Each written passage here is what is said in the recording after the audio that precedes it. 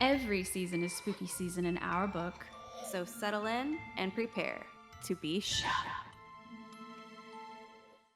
You are listening to Shook, a comedic podcast about all things paranormal and unexplained. I'm Sannah. Hey friends, I'm Amanda. And fun fact, Sannah, guess what? What? I saw Mothman today. Wait, how? Okay, not really, obviously, but I saw for the first time in my life today something that's insane. I'm sending you a picture right now. Maybe you've seen these before, but I haven't. Oh, a gorgeous moth. Oh my gosh. Yes. It is the biggest moth I've ever seen, and I Googled giant brown moth, and apparently the scientific name for it is the Polyphemus moth, or Antheraea polyphemus. And they're all over North America, apparently, and I've never seen one in my whole life, but it was right attached to my house, and I was so excited. I was like, Mothman, is that you? Unfortunately, it wasn't the real deal. That's a big old moth. It's pretty. Yeah, it kind of reminded me of some of your art in your living room. You got the pretty insect Oh, yes. pictures. I do love me some butterflies and moths. Yes. Aesthetically. Yes. Well, I know you've had a crazy week. What's your fun fact? Oh my gosh, what all? Oh, well, okay, fun fact. So this past weekend, my best friend, Sonata, shout out Sonata, graduated from nursing school and we celebrated her like all weekend. I hosted some friends and family at my house and it was really fun. We had a tornado watch. Fun fact, we survived unscathed. Nothing is damaged. So that's great. I didn't have internet for like damn near a whole week, so that's fixed too. Ooh. And then also fun fact, update on my novel. I'm about 1,000 words deep in it now. So yeah. Oh, snap. Well, congratulations to Sonata. That's seriously awesome. I could never make it through nursing school, even if I tried a billion times. I couldn't do it. But yeah. And like the fact that you were out of internet for a whole week, I don't know what I would do in that situation either. I worked on my novel. Yeah, basically, you're just out here working and twerking on that novel. And fun fact also, I got to read a little sneak peek, and it's good. Ooh. I'm still finishing the prologue, but I'm happy to say I'm in the writing stage because I was in the research stage for quite a while. That was necessary work, but I was like, I want to start writing. And then not having internet was great because it helped me to not be distracted by so many things. Of course, I still had TikTok on my phone, trust and believe. Yeah, I did do that. But I also worked on my novel. So that's coming along. Still hoping for at least having the first draft done by August. So pray for me. I think it's awesome that you've made some progress on the novel. I can't wait to read more of it. But we should let you guys know that this is yet another Shook Stories episode. That's right. It's one of those episodes where y'all email your stories to us and we read them on the air. We could use some more of those stories. So if you want to be a part of the show, please consider emailing us a story at shookparanormalpod@gmail.com or visit shookpodcast.com and fill out a contact form. But yeah, are you ready for me to kick it off with the first story? We'll go on. All right, let's dig in. Okay, so our first story comes from Katya, who you have heard from before. Shout out Katya. We had shared a couple of her stories previously, and we were just picking up where we left off. She also sent a story about traveling. Katya says, I have a couple more creepy stories from when my husband and I did a cross-country road trip in 2021 from Oregon to New Jersey and back. The first is when we stopped in Chicago.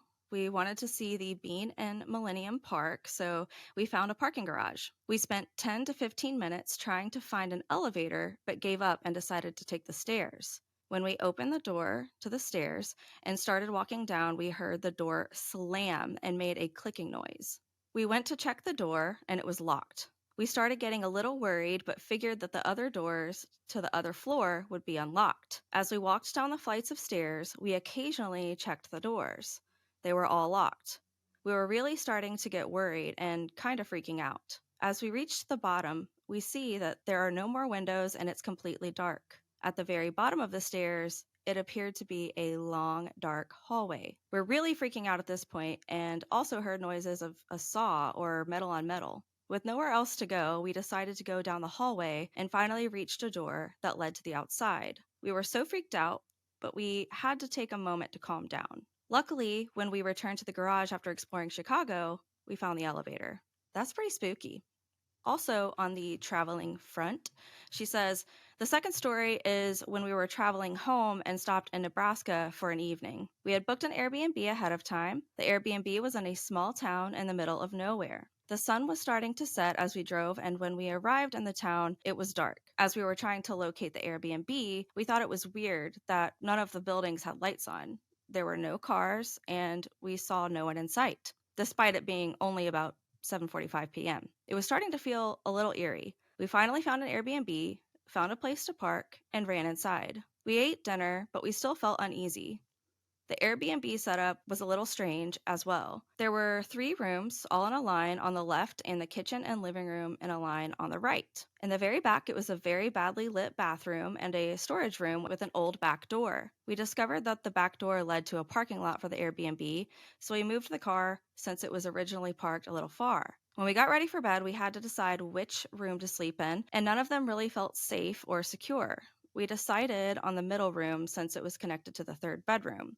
We tried our best to sleep, but we kept hearing noises and the sound of scraping on the roof. We did not feel safe and felt very freaked out, so we decided to leave. We frantically packed and left as fast as we could.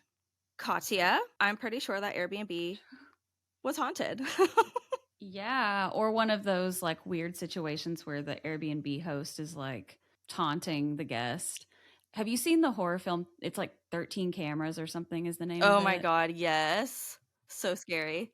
Every Airbnb has a locked room that you just can't get into. And usually it's like storage and something innocent like Mm-hmm. that. In this case, it was a door to like a basement where the owner of the Airbnb had like a bunch of monitors so he could Yep. look at all the cameras that he had all around the property. Mm-hmm. And that was crazy. Honestly, I'd rather it be haunted than that. Yeah. So, worst case scenario, an intruder. Second worst case scenario, it's haunted. Third worst case Yeah. scenario is really only the worst case scenario for the property owner, and that is a squirrel infestation problem. If you hear Yeah, scratching on the roof, that's not good. exactly. And then, like the parking garage, and Sannah, you can tell me if you think differently. That story is kind of glitchy to me because it's kind of giving back rooms in a way. Like you get lost in a parking garage, can't find your way out. Like that's my worst nightmare, first and foremost. I hate parking garages. And I know Yeah. you deal with them a lot. Mhm. I hate a Yeah. parking garage. In really elaborate ones, I always get lost. Like hospital parking garages and stuff where it's like so many levels. Just forget it. I'm not finding my car. Someone's going to have to escort me to find my car. Like get a golf cart and just take me around Yeah.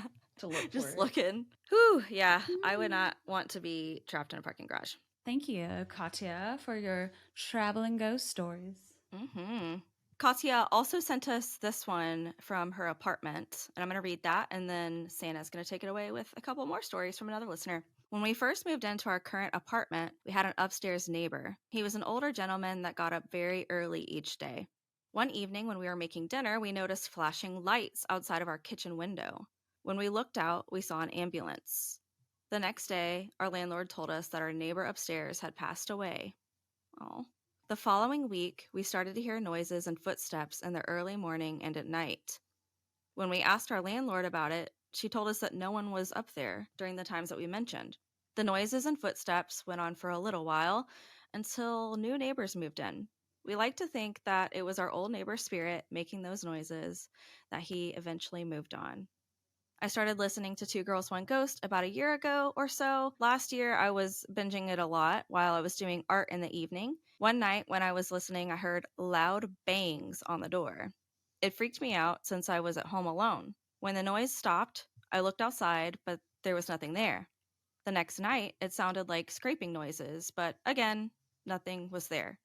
I stopped listening for a couple of nights, but when I started up again, it sounded like something was trying to open the door and there was a lot more noise. I also would have vivid, horrible nightmares anytime I listened to the podcasts. I was really freaked out, so I decided to stop listening to the podcast. A week or so after I stopped listening, I felt lighter and like a weight had been lifted. My nightmares also stopped. I only recently started listening again after watching the Two Girls, One Ghost virtual live show. I only listen during the day and I only listen to 1 or 2 episodes at a time. Also, during a rewatch of the live show, as soon as I started to play the show, my laptop that had a full battery completely died and had to be recharged. Okay, first and foremost, Katya, you have to send that story to Corinne and Sabrina ASAP. ASAP. Yes. They'll love it. They will love that. Okay, so the neighbor that passed away, that's really sad, but it sounds like they were still reaping the benefits, but not having to pay rent for a little while thereafter. I think that's kind of cool. Mm-hmm. What was it we said? Why is when we were on the plane and we thought we were going to die? Worst case scenario, we don't have to pay bills anymore. And what did you say? What did I say? You said something like, why is it that the worst case scenario is kind of low key the best case scenario? Yeah. But yeah, thank you so much for sending those in, Katya. Sannah, you've got a couple more to read Yeah. from a different listener. Tessa.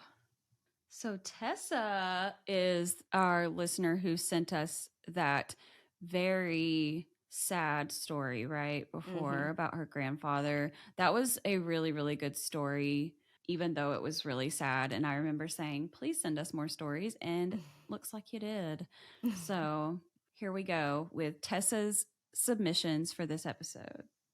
Hi, ladies. I heard the episode with my visitation dreams in it and wanted to thank you for your kind words. I'm glad you enjoyed my story, so here's a couple more that touch more on the spooky side and less on the sad side. Thank you, Tessa. We got a little palate cleanse. The first story is short and it didn't happen directly to me. I was about 13, maybe, but definitely in middle school, and a friend of mine, we'll call them T, bought a Ouija board, knowing full well what could happen, but not fully believing that it might. The first time they used the board, they were mostly messing around and nothing happened. But when the planchette moved on its own, they spooked like a wild horse and broke the board in half. I know. What the fuck? After that, they had a week of nonstop creepy things happening to them. They decided to ask for help.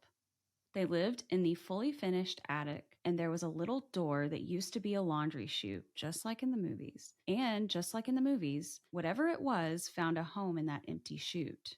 The door that was fixed and closed began to open and close.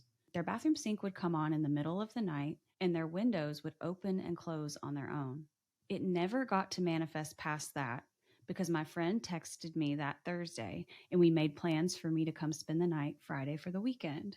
I don't know where I get my witchy knowledge, but I have always been able to just kind of know just what to do, what crystals to use, or what things needed to be said in these situations. Be it the soft voices of my ancestors guiding me, or the delusions of a young girl that was obsessed with the young adult sci fi fantasy genre and had just osmosised the knowledge into my brain. Either way, I gave them a list of things we needed. Their mom and stepmom were and are both practicing witches, so asking to go to the witchcraft store wasn't out of the ordinary for them. So off they went. Obsidian, clear quartz, rose quartz, a smudge stick kit for beginners, we all know the ones, and so much salt sat in a pile of their room for me. I opened the windows and shut their door and started smudging on the steps so whatever was in there wouldn't go down the stairs to T's family, who were none the wiser. We then moved to the chute because I thought that whatever it was could just move down the chute into the laundry room, and then after that, we finished with the rest of the room, walking around the edges and leaving a trail of salt behind me as I said, "Whatever you are, get the fuck out. We don't want you. No one wants you here. You gotta go." After we finished, I shut all the windows and walked through the room one last time and placed the clear quartz and obsidian each on a windowsill and the rose quartz under the bed. After that, all the issues T had stopped, but they always felt like the presence kept trying to come in through one specific window, but couldn't. So we added a few more crystals to it for added whatever we thought. As far as I know, it worked, and their family never knew. I love that you just intuitively knew what to do, or at least what to try. I love that you had some adult witches who didn't question why you wanted the obsidian and the rose quartz and the clear quartz, etc. They were just Yeah. like, you want us to go to the witchcraft store? Say less. And they got you your supplies and didn't ask any questions. And that's amazing that you were able to cleanse the space in that way and that it actually was effective. But yeah, scary with the Ouija board. Yeah. I think even the SpongeBob characters on my shirt are shook by the story as well. They do look pretty shook. So don't worry, I have a second story from Tessa. Tessa said, the next one is the one I had mentioned in my previous shook story, the one my grandparents had. When they were teenagers, my grandparents, plus my grandpa's brother and his girlfriend at the time, all thought it would be good to fuck around and find out with a Ouija board in the 60s. And IDK what it is, but those demons seem to be more demony because this story from my grandma is the one that kept my dumbass from messing with one myself. Because looking back, I would have definitely snuck a Ouija board into my house like T had done. But I digress. Sitting in a circle, they each started asking questions. Normal questions at first. Will we have kids? Will I have more than one kid? Will we get married one day? But then my grandma asked, will one of us get hurt? The board answered, Yes. how? Fire. And with that, they said goodbye and closed the board. About 10 or so years later, after 2 kids, my grandpa was tending to a burn barrel one summer day when something in the barrel popped and caught an oil-covered rag that was in my grandpa's pocket on fire. His pants, of course, were also covered in gas and oil from working on his motorcycles earlier that day, and he himself ignited. Oh my God. There was a child's pool in the backyard, and he attempted to jump into it twice unsuccessfully before he managed to land in it a third time and stumble his way into the house. I need to go to the hospital. What do you mean? Are you okay? Trigger warning. Grandpa proceeds to drop his pants and all his skin with them. Oh my God. And they took off to the hospital to have the same conversation with the nurses checking people in. This accident limited his range of motion afterwards, making him the bow-legged man that I loved for most of my life. I remember you saying in your previous story that he was bow-legged and that you would explain why, and damn. Yikes. She said, I hope you ladies have a great day and keep going with the pod. Holy shit. That was way more graphic than I expected to see in a shook story. I can only imagine the pain. Oh my God. Bless his heart. Oh my God. Yeah, bless his heart for real. That man's been through it. Had been through it. Yeah. Dang. The Ouija board really is like an oracle, I guess, too. What does that mean? Because normally with Ouija boards, it's like, aren't we communicating with a spirit or something? Mm-hmm. But then it's like, how do they know? That's just so wild. All of it. I can't even fathom. Holy shit. That's insane. That was awesome, though. I love the Ouija board theme, the cohesive theme. Oh, yeah. Yeah, I love Ouija board stories because, as you may know, I have a Ouija board that I bought from an estate sale, 1972 edition, and I have not used it yet. It's here in the stew. I'm scared, but I fully do want to use it on an investigation whenever we possibly do an investigation again. Yeah. I'm bringing it. Well, I don't know. Is that a good idea? Because in case y'all haven't noticed, ever since Sannah got this estate sale retro Ouija board, she's had some activity in her house. And even the last episode, you didn't keep it in, I don't think, but we had a disturbance in that recording also. This might be the first one since that we haven't really had anything major. I did actually see like a light flicker thing earlier in my room, the lamp in my room, but I'm used to all this light flickering at this point. I've been meaning to ask you real quick before I forget. What do you think of T Swizzle's new album? Oh, I love it. It's really good. And there's a lot of underlying subtext in a lot of these songs that from a literary standpoint is really cool to see, like connections to Sylvia Plath and other poets, that it's not obvious on the surface, but if you know, you know, you know. So I appreciated that. There's a lot to unpack, and I love that she gave us 31 songs, okay? Dang, that's how many? I don't know. I haven't listened to a single one, but that's crazy. That's a lot of Yeah. songs. That's a lot of words. That's a lot of lyrics. Because I heard that she's adding to the Eras tour with that portion. She's performing the Tortured Poets Department segment right now as we speak, actually, because I watched it on live stream the day before. I watched Paris Night 1 on the live stream, and this is right around the time, our time, that she's performing the Tortured Poets Department section. So that's kind of funny that you ask about it right now, because she's, as we speak right now, performing it. Yeah, I have my finger on the pulse, so. Yeah, she does. I've just seen a bunch of memes and snarky Reddit Yeah. posts and also adoring Reddit posts, you know, how the internet is. From what I've seen on Reddit, someone said, "Why is everybody saying you need a dictionary?" I was like, God, how bad is everyone's vocabulary?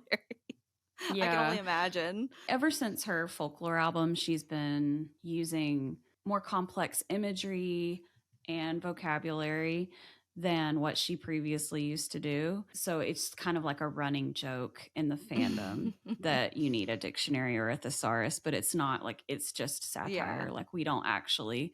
Good. I was going to say, I'd be concerned. Also, oh gosh, so it will have already passed when this comes out, but what are your plans for Mother's Day?